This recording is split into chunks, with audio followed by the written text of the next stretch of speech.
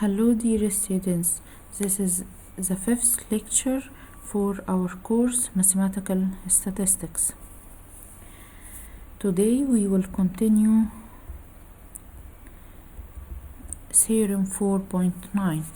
If x and y are random variables with joint probability distribution, if x and y and a and b and c are constants, then sigma square ax plus by plus c will be equal to a square sigma square x plus b square sigma square y plus 2ab sigma x and y.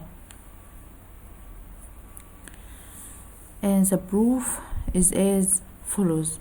By definition of sigma square ax plus by plus c, which is equal to the expected value of ax plus by plus c minus mu ax plus by plus c square. Now mu ax plus by plus c, which is equal to the expected value of ax plus by plus c, which is equal to a times the expected value of x plus b times the expected value of y plus c equal a times mu x plus b times mu y plus c. By using corollary 4.4 followed by corollary 4.2, therefore sigma square ax plus by plus c equal to expected value of a times x minus mu x plus b times y minus mu y squared, which is equal to a square times expected value of x minus mu x squared plus b squared times expected value of y minus mu y squared plus 2ab expected value of x minus mu x times y minus mu y, which is equal to a square sigma square x plus b square sigma square y plus 2ab sigma square sigma xy. Using theorem 4.9, we have the following corollaries. Corollary 4.6. If we setting b equal 0, we see that sigma square ax plus c equal a square times sigma square x equal a square times sigma square. Corollary 4.7. If we setting a equal 1 and b equal 0, we see that sigma square x plus c equal sigma square x equal sigma square.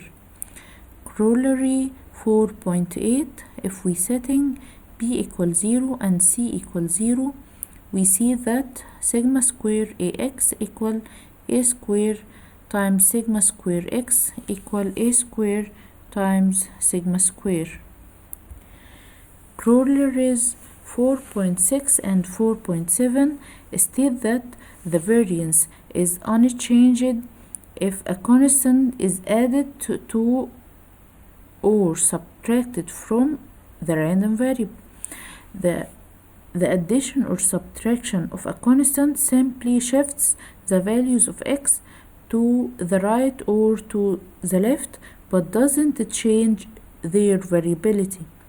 However, if a random variable is multiplied or divided by a constant, then corollaries 4.6 and 4.8 state that the variance is multiplied or divided by the square of the constant. Corollary 4.9. If x and y are independent random variables, then sigma square ax plus by equal a square times sigma square x plus b square times sigma square y. The result stated in corollary 4.9 is obtained from theorem 4.9 by invoking corollary 4.5.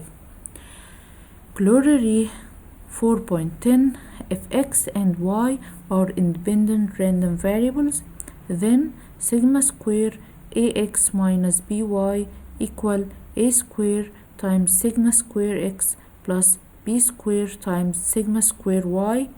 Corollary 4.10 follows when b in corollary 4.9 is replaced by minus b, generalizing to a linear combination of n independent random variables. We have corollary 4.11: if x1, x2 until xn are independent random variables, then sigma square a1 times x1 plus a2 times x2 plus and so on an times xn, which is equal to a1 square times sigma x1 squared plus a2 squared times sigma x2 squared plus and so on until plus an squared times sigma xn squared.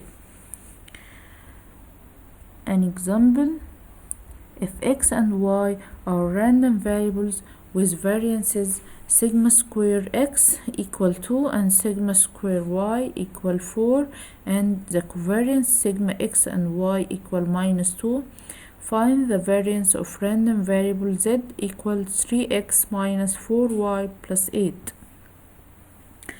By using corollary 4.6, sigma square z will be equal to sigma square for 3x minus 4y plus 8, which is equal to sigma square 3x minus 4y, which is equal to 9 sigma square x plus 16 sigma square y minus 24 sigma x and y, which is equal to 9 times 2 plus 16 times 4 minus 24 times minus 2, which is equal 130.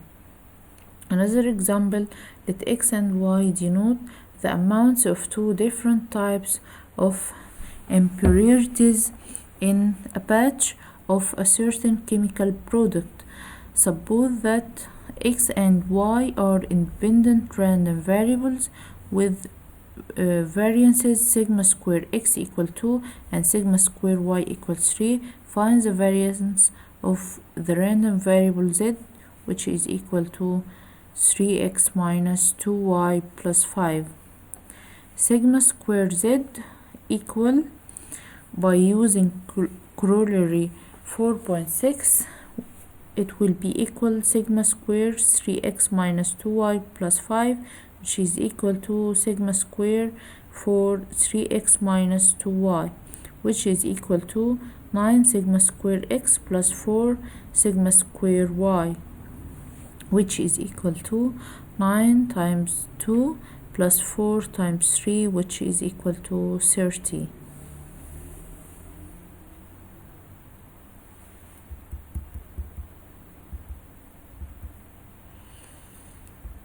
Now we will take Chebyshev's theorem.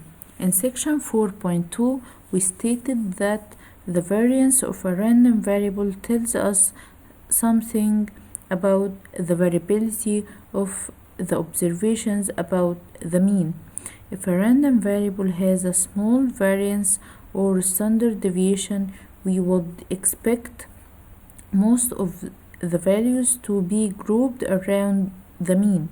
Therefore, the probability that the random variable assumes a value within a certain interval about the mean is greater than for a similar random variable with a larger standard deviation. If we think of probability in terms of area, we would expect a continuous distribution with a large value of sigma to indicate a greater variability, and therefore we should expect the area to be more spread out, as in figure 4.2a. A distribution with a small standard deviation should have most of its area close to mu as in figure 4.2b.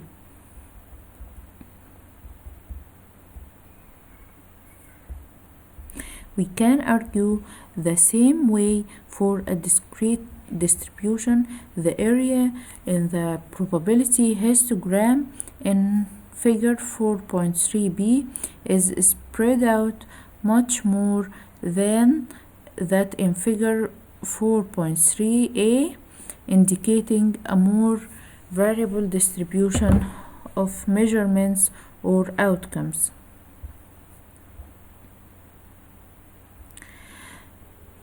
The Russian mathematician Shepchev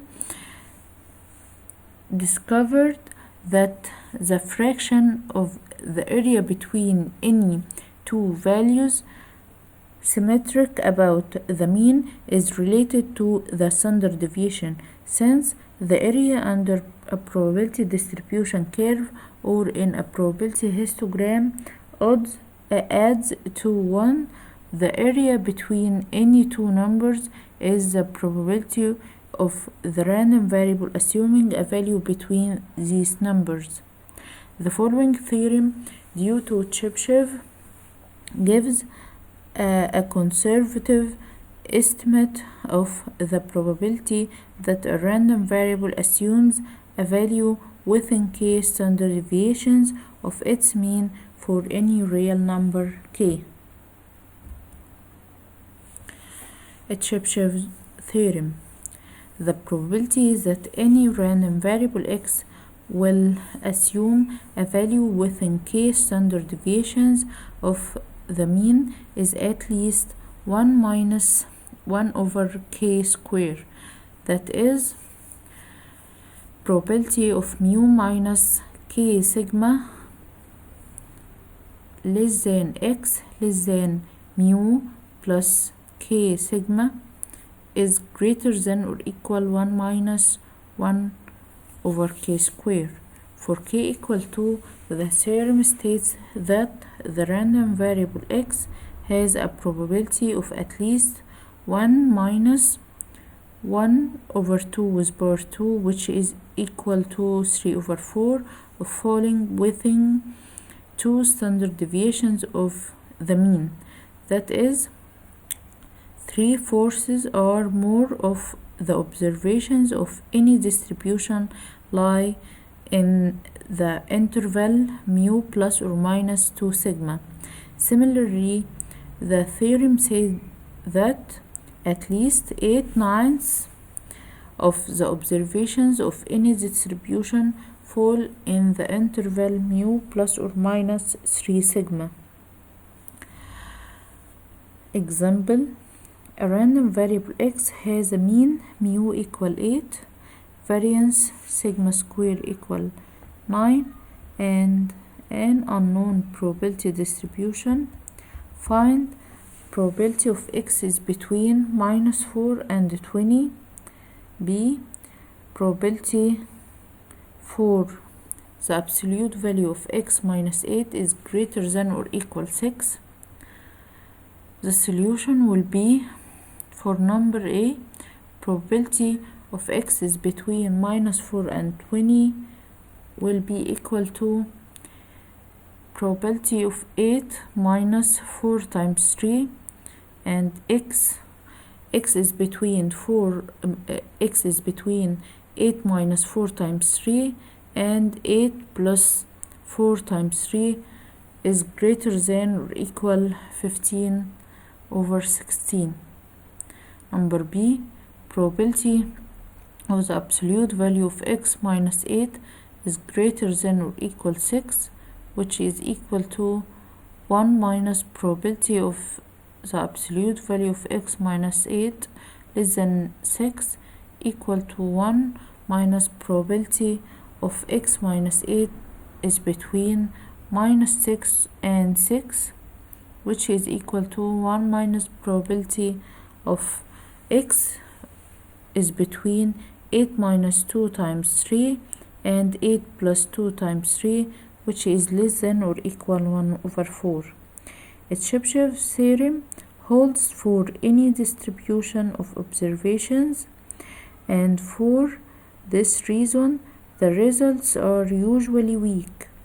The value given by the theorem is lower bound only. That is, we know that the probability of a random variable falling within 2 standard deviations of the mean can be no less than 3/4, but we never know how much more it might actually be. Only when the probability distribution is known can we determine exact probabilities. For this reason, we call the theorem a distribution-free result. When specific distributions are assumed, as in future chapters, the results will be less conservative. The use of Chebyshev's theorem is relegated to situations where the form of the distribution is unknown. Thank you, and we will continue in the next lecture.